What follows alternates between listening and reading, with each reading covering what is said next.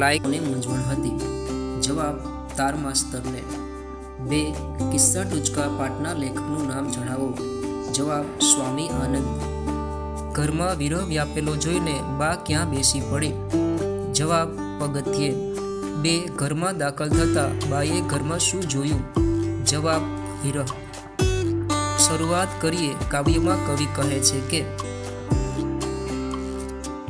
જવાબ બી આવતીકાલને ઉજ્જવળ બનાવવાની શરૂઆત કરીએ। કવિ કોને હરાવવાની વાત કરે છે? જવાબ ચેનલ પર નવા હોય તો લાઈક, શેર અને સબસ્ક્રાઇબ કરવાનું ભૂલશો નહીં અને હા, આપના અન્ય મિત્રોને પણ આ વિડીયો જરૂરથી શેર કરજો।